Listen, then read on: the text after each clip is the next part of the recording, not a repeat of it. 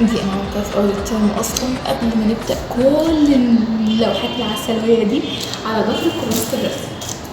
من الناحيه التانيه على طول مباشره عملت هذا الستاند اللي هي للشبكيه الاعتياديه لاي طياري او داخلي او خارجيه.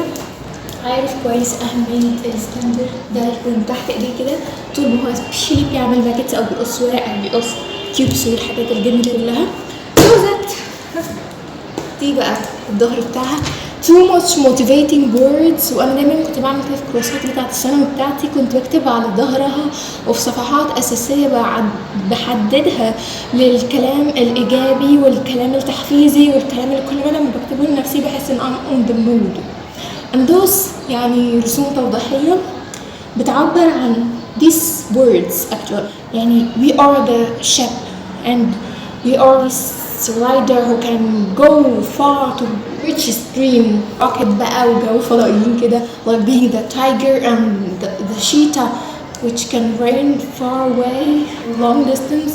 not only a ship, not only a rocket, it's more like superheroes. We are the superheroes of our own journey of the life. this is almost انت بس على الصور بتحس ان انت فهمت الكلام، مش محتاج خلاص يعني انا بس ببص على الصور، مش محتاجه ان انا اقرا كل الكلام ده، انا عبرت عن كل الكلام اصلا. دي روعه الرسم في الحد التوضيحي بالرسم في الحد العمومي. يعني اصلا من وانا صغيره بحب دايما ان انا اذاكر بالرسم في هيريتيز.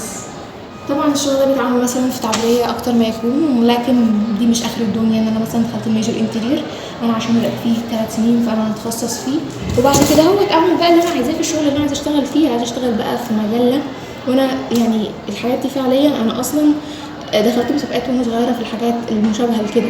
ان انا مثلا كنت برسم حاجات لمسابقات تبقى زي قصص مثلا قصيره، وكنت بعمل بقى فيها خيال علمي كده واكشن، وبقى اخليه بقى حرف للناس الكبار وحرف للناس الصغيرين والجو الحلو ده. دي حاجه ممكن اشتغل مجله الكترونيه بس فروم هوم في بقيه وقتي، والوقت الاساسي مثلا يكون في مكتب وكده. وقتها I will manage my time. يعني زي ما انا بحب كده اعمل فيديوهات فبفضل اعملها حتى لو انا عندي امتحانات وعندي انا بستمتع بيها. فنفس الموضوع انا مش بعمل حاجه انا بحبها. and this is how I start and this is how I could live. يعني هو